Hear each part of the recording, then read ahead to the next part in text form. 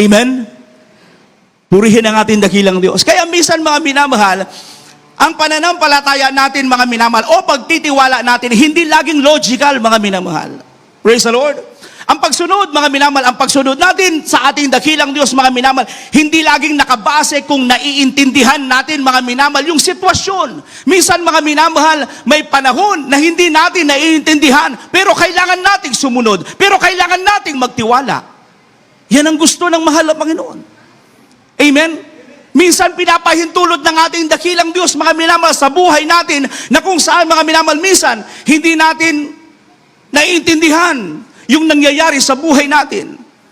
Tapat naman tayong naglilingkod sa mahal na Panginoon. Bakit minsan dumarating mga minamahal yung mahirap na sitwasyon? Amen? Pero mga minamahal, nakita ba natin mga minamahal na kung saan mga minamahal yung babaeng balo mga minamahal nung inutusan siya mga minamahal, nag-react ba siya sa propeta? Sinabi man niya sa propeta, alam mong isang platito na lang, isang mangkok na lang yung langis ko, tapos uutusan mo pa kami na manghiram kami ng maraming lagayan, isasalin namin yung aming langis sa mga lagayan. Walang ganun, walang sinabing ganun yung babaeng balo, kundi ang ginawa niya, sumunod siya. Amen? Sumunod siya mga minamahal sa utos. Praise the Lord. May panahon talaga mga minamahal sa buhay natin na minsan mga minamahal, hindi natin naiintindihan yung sitwasyon, yung kalagayan ng ating buhay. Minsan nasa mahirap na kalagayan tayo. Pero sa kabahagan ng mahal na Panginoon, tuloy-tuloy pa rin ang ating pagsunod sa mahal na Panginoon. Tuloy-tuloy pa rin tayong nagtitiwala sa ating dakilang Diyos. Amen? Bakit? Yun po kasi ang gusto ng mahal na Panginoon. Amen? Na kahit mga minamahal, hindi mo na naintindihan ang nangyayari sa paligid mo, pakita mo pa rin sa mahal na Panginoon. Sa Kanya ka pa rin susunod. Ipakita mo pa rin sa mahal na Panginoon. Sa Kanya ka pa rin magtitiwala. Amen? Tingnan niyo po yung kapangyarihan nung pagsunod. Amen? Nung sumunod, mga minamahal, yung babaeng balo. Sa verse 4 and 5. Pakibasa po. Ito po sinasabi sa Ikalawang Hari, Kabanatang 4, at ang talata ay 4:5. At ikaw ay papasok, at ikaw at ang iyong mga anak ay magsasara ng pintuan, at iyong ibubuhos ang langis sa lahat ng sisidlan yaon, at iyong itatabi ang mapupuno. 5. Sa gayoy nilisan niya siya, at siya at ang kaniyang mga anak ay nagsara ng pintuan. Kanilang dinala ang mga sisidlan sa kanya, at kaniyang pinagbuhusan. Amen. Amen. Tingnan niyo po mga minamahal. Nung sumunod na yung babaeng balo sa utos ng propeta, alam niyo po mga minamahal, ang ginawa niya, nanghiram siya ng maraming lagayan sa kanyang mga kapitbahay. Habang mga minamahal, naghahanap siya ng mga lagayan, may mga dumarating na lagayan, nagsasali na sila ng langis. Sinasalinan niya yung mga lagayan, mga kapatid. Amen? Habang mga minamahal, patuloy siyang sumusunod, mga minamahal. Doon nagsisimula yung mga himala ng mahal na Panginoon. Amen? Habang mga minamahal, sumusunod siya, dumadaloy yung miracle ng mahal na Panginoon. Amen? Nangyayari yung mga milagro ng ating dakilang Diyos. Praise the Lord. Habang mga minamahal, habang may mga nakukuha siyang, nahihiram siyang mga lagayan, nagbubuhos siya. Binubuhos niya yung mga minamahal yung kanyang langis doon sa kanyang bahay. Pero take note, yung langis niya, isang mangkok lang. Amen? Pero ang dami niyang hinihiram na lagayan, mga minamahal. At habang mga minamahal, sumusunod siya doon sa utos, at habang binubuhos niya yung langis, napupuno ang mga lagayan. Amen? Praise the Lord. Mga minamahal, sa buhay natin, ang himala ng mahal na Panginoon sa buhay natin. Amen? Nangyayari yan habang ikaw ay sumusunod sa Kanya. Amen? Pag tumigil na tayo ng pagsunod, hihinto talagang mga himala ng mahal na Panginoon sa buhay natin. Amen? Pero habang tuloy-tuloy ang ating pagsunod, mga minamahal, sa ating dakilang Diyos, magpapatuloy ang mga himala niya sa buhay natin. Everybody shout, praise the Lord. Amen? Hindi yung naghihintay lang tayo. Walang ginagawa, walang mangyayari. Amen? Sabi nga, mga minamahal, naalala niyo po yung ating pinag-aralan last Sunday. Amen? Ang pananampalataya, may kasamang gawa. Praise the Lord. Ang pananampalatayang walang gawa, patay. Amen? So mga minamahal, nauunawaan natin mga minamahal kung bakit mga minamahal, ang provision ng mahal na Panginoon, ma-activate mo pala siya kapag sumunod tayo sa Kanya. Amen? Magbubukas pa lang mga bintana, ang mga pintuan ng pagpapala kapag nagsimula tayong sumunod sa mahal na Panginoon. Purihin ang ating dakilang Diyos. Amen? Tingnan niyo po mga minamahal, yung kahandaan na ginawa ng babaeng balo. At yung expectation mga minamahal, dun sa mga pagpapala. Verse 6, pakibasa po. Dito po sa Ikalawang Hari, Kapitulo 4, versikulo 6, ito po sinasabing, at nangyari, nang mapuno ang mga sisidlan, na kanyang sinabi sa kanyang anak, dalhan mo pa ako ng isang sisidlan, at sinabi niya sa kanya, wala pang sisidlan, at ang langis ay tumigil. Amen. Praise the Lord. Mga minamahal, sa verse 6, bakit tumigil yung langis? Amen? Mga minamahal, sabi nga, at nangyari, nang mapuno ang mga sisidlan, na kanyang sinabi sa kanyang anak, dalhan mo pa ako ng isang sisidlan, at sinabi niya sa kanya, wala pang sisidlan, at ang langis ay tumigil. Amen? Tumigil ang langis, hindi dahil naubusan ng Diyos. Amen? Praise the Lord. Huminto mga minamahal. Huminto yung pagbuhos mga minamahal. Naubos ang langis mga minamahal. Huminto na mga minamahal. Yung langis mga minamahal sa pagdaloy mga minamahal. Hindi dahil naubusan ng mahal na Panginoon. Amen? Praise the Lord. Mga minamahal, tumigil ang langis dahil wala nang lagayan. Amen? Kasi kung magtutuloy-tuloy yun, masasayang. Praise the Lord. Masasayang mga minamahal. Ang mahal na Panginoon, ayaw niya na nasasayang yung kanyang pagpapala. Amen? Yung ibinibigay sa atin ng mahal na Panginoon ng mga blessing, ayaw ng mahal na Panginoon na ito mga minamahal ay nawawalan lang ng silbi, nawawalan ng kabuluhan, dinadala sa walang kabuluhan. Gusto ng mahal na Panginoon, nagagamit ito sa pagpapala. Praise the Lord. Kaya huminto mga minamahal, yung oil, yung langis mga minamahal, dahil wala nang lagayan. Amen? Kaya makita natin mga minamahal, yung aral sa verse 6, wala sa Diyos yung limitasyon. Nasa atin. Amen? Praise the Lord. Mga minamahal, ang limitasyon mga minamahal, hindi sa Diyos, nasa atin. Purihin ang mahal na Panginoon. Yung, kung ano yung capacity natin, mga minamahal. Hanggang saan yung capacity natin na tumanggap ng pagpapala. Hanggang doon lang talaga. Amen? Praise the Lord. Kasi, ang mahal na Panginoon, hindi naman niya sinasayang yung kanyang mga pagpapala. Na ibinibigay sa atin. Amen? Lahat ng pagpapala ng Diyos, mga minamahal sa atin, napakahalaga niyan sa mahal na Panginoon. Praise the Lord.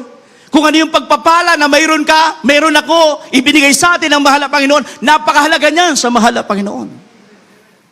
Praise the Lord. Kaya mga minamahal, makita natin, mga kapatid, na kung saan, alam niyo po mga minamahal, kung yung babaeng balo, tuloy-tuloy lang yung kanilang pagdating ng mga lagayan, hindi titigil yung pagpapala. Hindi hihinto, mga minamahal, yung pagdaloy ng langis. Praise the Lord. Ngunit mga minamahal, doon nga po natapos yung nung puno na ang lahat ng mga hiniram nilang lagayan, doon na natapos mga minamahal, na tumigil na yung supply mga minamahal nung pagpapala ng ating dakilang Diyos. Amen? Kaya sa atin mga minamahal, kung maliit yung ating preparasyon ng ating mga lagayan, amen? Kung maliit mga minamahal yung ating nararanasang overflow, amen? Na kung saan mga minamahal, dapat lakihan natin. Amen? Yung ating mga lagayan. Ano ba yung ating mga lagayan? Praise the Lord. Ano ba yung ating mga jars, mga minamahal sa buhay? Amen? Kailangan tipunin din natin ito. Kung ano yung ginawa ng babaeng balo, mga minamahal. No, kung saan mga minamahal, nagtipon siya ng maraming lagayan. Sa atin ngayon, sa buhay natin ngayon, ano ba yung mga jars natin sa buhay bilang mga anak ng Diyos, mga minamahal? Unang-una, panalangin. Amen? Praise the Lord. Kailangan mga minamahal, yung panalangin, dapat mga minamahal, hindi mga minamahal, hindi natin yan hinihinto. Amen? Sabi nga, manalangin tayong walang patid. Praise the Lord. Yung prayer mga minamahal, yung pagpupuri sa mahal na Panginoon. Ano sabi ng ating mga beloved parents in the Lord? Amen? More praising, more blessing. Amen? Kasi mga minamahal, habang mga minamahal, hinahabaan mo ang pagpupuri natin sa mahal na Panginoon. Habang hinahabaan natin ang tuloy-tuloy ang ating panalangin sa mahal na Panginoon, lumalawak, lumalaki yung ating lagayan. Amen? Magpapatuloy ang pagpapala ng mahal na Panginoon. Praise the Lord. Ano pa mga kapatid? Pananampalataya. Amen? Ang ating pananampalataya dapat nag-e-expand. Praise the Lord. Hindi dapat lumiliit. Kasi pag lumiliit ang ating pananampalataya, paano yan mga minamahal? Kung yung pagpapala na hinihingi natin sa ating dakilang Diyos, kung maliit ang ating pananampalataya, paano magkakasya? Amen? Pero mga minamahal, pag lumalaki ang ating pananampalataya, lahat ng ating hindi hiling sa mahal na Panginoon, sa kalooban ng Diyos, kaya niyang isupply lahat. Praise the Lord. Pero kung mga minamahal, yung ating pananampalataya, pababa ng pababa. Amen? Lumiliit, mga minamahal, yung ating lagayan. Praise the Lord. Paano natin matatanggap, mga minamahal, yung ating mga kahilingan sa ating dakilang Diyos? Ano pa? Pagsunod. Praise the Lord. Pagsunod ng may katapatan. Amen? Pagsuko ng ating buhay sa mahal na Panginoon. Praise the Lord. Kapag ginawa natin ito, mga minamahal, sigurado, expect mo na. Amen? Na kung saan mga minamahal, mag-overflow ang pagpapala ng mahal na Panginoon sa buhay mo. Amen? Pero kung hindi natin gagawin, mga minamahal, nasa atin yan. Praise the Lord. Nais natin pagpalain, mga minamahal, simple lang ang gusto ng mahal na Panginoon. Sumunod tayo sa Kanya. Praise the Lord. Palakpakan natin na malakas ang ating dakilang Diyos. Lahat ng nag-e-expect ng abundant blessing, magsabing praise the Lord. Amen? Lahat tayo nag-e-expect, mga minamahal. Amen? Kailangan, mga minamahal, kung nag-e-expect tayo, dapat unang-una, huwag kang tumigil sa pananalangin. Amen? Praise the Lord. Palakihin natin, naway mag-grow palalo yung ating pananampalataya sa mahal na Panginoon. Amen? At kinakailangan, tuloy-tuloy ang ating pagsunod, pagbibigay buhay sa mahal na Panginoon. Praise the Lord. Ito yung bagay na kung saan, mga minamahal, dito natin, mga minamahal, matatanggap. Dito magsisimula, mga minamahal, ang mga pagpapala ng ating dakilang Diyos sa buhay natin. Amen? Ngayon ang tanong, mga minamahal, naghahanda ba tayo ngayon, mga minamahal, sa mga pagpapala ng Diyos? Amen? Kapag naghahanda tayo, mga minamahal, dapat nakahanda na rin yung ating mga lagayan. Praise the Lord. Palakpakan natin ng malakas ang ating pinakamamahal na Jesucristo. Amen? Alam niyo po mga minamahal, sa buhay natin bilang mga anak ng Diyos, kahit minsan mga minamahal, alam niyo po yung sitwasyon ng ating buhay. Amen? Minsan mga minamahal, parang nakikita natin mga minamahal, parang walang nangyayari mga minamahal sa buhay natin. Amen? Alam niyo po mga minamahal, parang walang dumarating na pagpapala. Ang tagal na natin sa paglilingkod sa mahal na Panginoon, napakatagal pa rin mga minamahal na kung saan yung mga hinihiling natin sa ating dakilang Diyos. Alam niyo po mga minamahal, nakikita ng mahal na Panginoon. Amen. Yung kalagayan ng ating mga buhay. Praise the Lord. Amen. At alam niyo po mga minamahal, bawat isa po sa atin, tinitignan ng mahal na Panginoon. Mga minamahal, yung mga minamahal, buhay natin bilang mga anak ng Diyos. Paano tayo sumunod sa Kanya? Paano tayo maglingkod ng tapat? Paano mga minamahal tayo namumuhay bilang mga anak niya? Amen? Yun kasi yung tinitignan ng mahal na Panginoon. Mga minamahal, na pagkakataon para mga minamahal yung bagay na wala sa atin, mga minamahal, maibigay niya. Amen? Yung bagay na minsan, mga minamahal, kulang sa atin, mga minamahal, maibigay ng mahal na Panginoon. Purihin ang ating dakilang Diyos. Hallelujah. Mga minamahal, kapag kumilos ang Diyos, mga minamahal, tandaan natin ito. Madalas, hindi lang sapat, kundi nag-uumapaw. Praise the Lord. Mga minamahal, pero hindi natin masabing kulang. Hindi rin natin pwedeng sabihin wala. Amen? Ang pagpapala ng Diyos, laging sapat. At madalas, umaapaw. Purihin ang mahal na Panginoon. Palakpakan natin ng malakas ang ating pinakamamahal na Panginoon Jesucristo. Hallelujah. Mga minamahal, alam niyo po, napakalapit na ng ating church anniversary. Amen? Lahat tayo ay naghahanda. Praise the Lord. Lahat tayo mga minamahal, nag-e-expect ng pagpapala. Pero mga minamahal, tandaan natin, ang sinabi ng banal na kasulatan, kailangan natin sumunod. Praise the Lord. Bago tayo magtapos, mga minamahal, naalala niyo po ba mga minamahal yung testimony ng ating beloved, ng ating mahal na kapatid, Brother Robert Ortilano? Amen. Alam niyo po mga minamahal, napakahirap ng kanilang buhay. Bilang ehenyero, mga minamahal, mahirap pa rin ang kanilang buhay. May mga anak siya, nag-aaral, habang naglilingkod sila sa mahal na Panginoon. Alam niyo po, yung kanilang tirahan, napakaliit lang. Siguro mga minamahal, mas malaki pa yata mga minamahal yung sisters info. Mga minamahal. Pero nandiyan na sila, sama-sama, nandiyan na rin yung kusina, yung kanilang kwarto, yung sala, mga minamahal. One day, mga minamahal, naisip niya, mag-abroad. Pero bago siya mag-abroad, magpa-counsel muna sa malapastor. Amen? Alam niyo po mga minamahal, naghahanda na siya para umalis. Pero bago niya gawin yon, mga minamahal, lumapit muna siya sa tao ng Diyos. Nung mga minamahal, makausap niya ang propeta ng Diyos. Ang sabi niya po, malapastor, pakausi lang po ako. Kalooban po ba ng mahal na Panginoon na mag-abroad po ako? Kasi po, lumalaki po yung mga anak ko, nahirapan po ako sa pag-budget, nahirapan po kami sa financial, mga minamahal.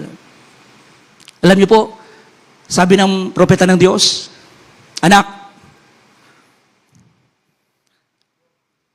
magtapat ka lang sa Diyos. Amen? Kahit hindi ka pumunta ng ibang bansa, dito sa Pilipinas, pagpapalain ka. Mga minamahal, ang ating kapatid, hindi na umalis. Amen? Hindi na mga minamahal, inalis niya yung kanyang isip, mga minamahal, sa pagpunta sa abroad. Nag-focus siya mga minamahal dito sa Pilipinas. Nag-focus siya sa paglilingkod sa Diyos. Nag-focus siya mga minamahal sa kanyang pagiging matapat na lingkod ng mahal na Panginoon. Alam niyo po mga minamahal, dumating yung time. Pinagpala siya ng mahal na Panginoon. Amen? Mga minamahal, marinig nyo kapag narinig nyo na yung kanyang patotoo ngayon, mga minamahal, grabe, bumuhos ang pagpapala ng Diyos sa kanilang buhay. Daming project. Amen? Bakit? Dahil mga minamahal, niready niya yung kanyang mga lagayan. Praise the Lord. Anong ginawa niyang paghahanda, mga minamahal? Nagtapat siya sa paglilingkod sa Diyos. Sumunod siya sa utos ng Diyos. Sumunod siya sa propeta ng Diyos. Amen? Kaya bumuhos ang pagpapala ng mahal na Panginoon. Ganon din ang ginawa, mga minamahal, ng babaeng balo. Sumunod siya sa propeta ng Diyos, mga minamahal. Nung sumunod siya sa propeta ng Diyos, pinagpala siya ng mahal na Panginoon. Ganon din sa buhay natin. Kung bakit tayo pinagpapala ng mahal na Panginoon? Dahil mga minamahal, merong nagturo sa atin. Amen? Merong tapat na lingkod ng ating dakilang Diyos na nagturo sa atin, mga minamahal, ng tamang pagsunod sa kalooban ng mahal na Panginoon. Palakpakan natin ng malakas ang ating dakilang Diyos.